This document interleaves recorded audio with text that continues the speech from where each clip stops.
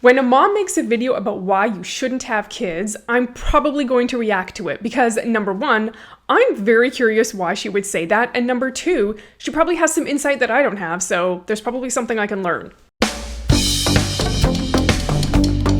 We are talking about don't have kids if, and yes, I will be giving you 5 reasons not to have kids. Yeah, that sounds kind of weird coming from someone who has kids, loves their kids, but these are just facts, okay? It's nothing personal, they're just a bunch of facts, and other mothers and fathers and parents will agree with these 5 facts. I'm so curious to see what these are going to be. Don't have kids if you want to travel the world. And I mean, yes, you could pack your kids and go traveling. Of course, you buy the tickets, put them in the airplane. Great, you go to the hotel, wonderful, wonderful.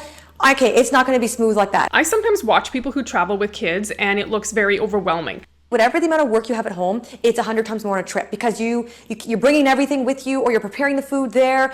And I mean, with our first, we tried to travel probably 4 times before he was 1 year old because we were big on traveling. So we tried to keep that up. Is anyone else out there just a massive overpacker? I pack so much crap when we go somewhere because I'm one of those people, I'm like, well, what if this happens? Or just in case this happens. And Michael always says to me, Hannah, we are going somewhere where there's a store. And if you need something, you can buy it. And yes, he's completely right about that. I already know how much stuff I schlep along for 2 people. So I can't even imagine what I would be like if we had children. So what ends up happening is their naps are messed up, then they don't go to bed on time, they're not familiar with the environment, they might get scared, cry and throw up. In our case, throw up all over the hotel, throw up in the crib, throw up in the cot. Yes, we had a lot of cleaning to do. No thanks, no thanks. I can hardly clean cat vomit. Don't have kids if you like sleeping in, because you'll never sleep in. You will not sleep in until they're that teenager stage where they're sleeping until like noon or 1. But by then, your clock will change to thinking that 7 a.m. is a great time to wake up. I feel like this one would probably be not quite as hard for me because I'm pretty much a morning person and I always get up early in the morning. But I'm sure that over time, having kids that would wear you down, and there are days where you really would want to sleep in and you couldn't sleep in.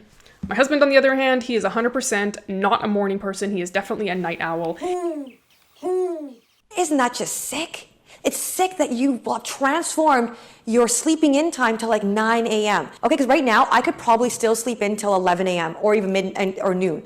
I still have like a teenager clock, okay? I'd love to go to bed at 1 in the morning. I'd love to get up at 1 in the afternoon. A little part of me listening to her kind of wishes I could be like that. I cannot stay up late. Past 10 o'clock, I'm yawning. I'm like an old woman. I have to go to bed. But guess what? It's going to slowly wither away to where I think going to bed at 10 p.m. and getting up at 7 a.m., which makes me throw up in my mouth. By the time my kids want to sleep in, I'll be like an old withered flower that doesn't want to sleep in. Because I think getting up at 7 is great to get jobs done.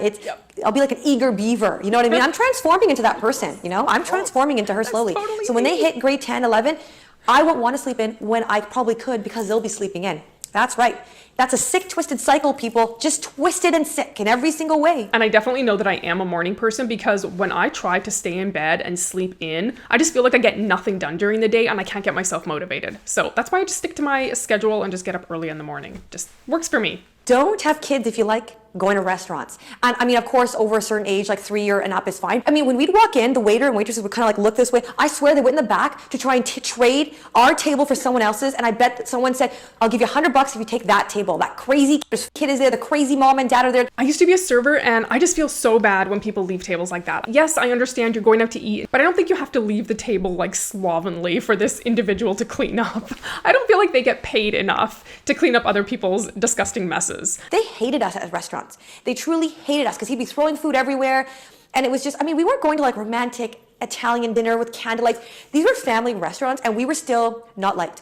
It was crazy. By the time I packed the food, I got out the door, everything was fine. It was time for his nap. He was tired, so he was restless, he was throwing everything around. So, you know what? It's like, my son was great. It was kind of our planning. And so it's just, we brought food in. We picked it up and we ate it at home and it was nice that way. I mean, I'm never going to say anything to the parents because it certainly isn't my business, but it is pretty awkward when you're sitting beside a family that is very rowdy and they're being kind of disrespectful to other diners. Don't have kids if you love spending time with your partner because you know what? You won't. You'll be like on different different planes, different kind of paths, right? I don't want to be on a different plane or a different path than my husband. He's my best friend. We spend a lot of time together.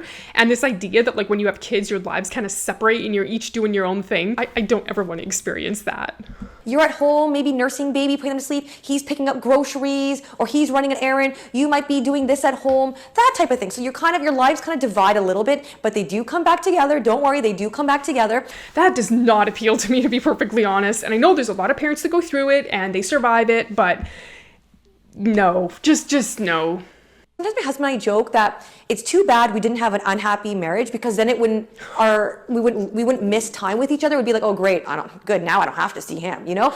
But because we like each other, so it's kind of like, oh, I want to talk to you, but I can't.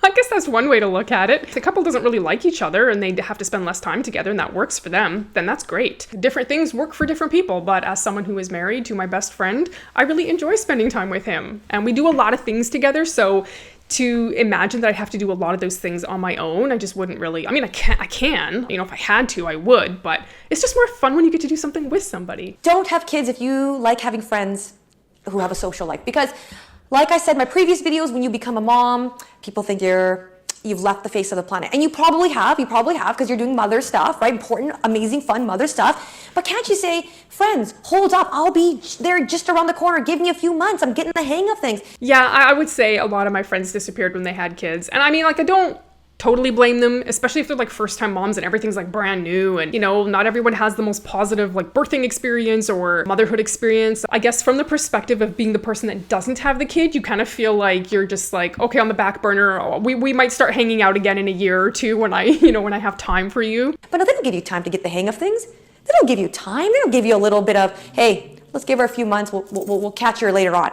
They're kind of like, we'll catch you never. You know, you left them for a week, they forget about you. But I mean, I do think as a mom, I'm sure your number one priority is your child. It is not necessarily your friend. I really, really have appreciated my mom friends that have still made time for friendships. And it goes both ways, obviously. It's not like, you know, I can initiate as well. And I'm happy when they initiate. Obviously, these reasons are more of a fun take on things that have changed in this particular mom's life. But there are many millennials that are choosing not to have kids. In this video right here, you're going to find out why.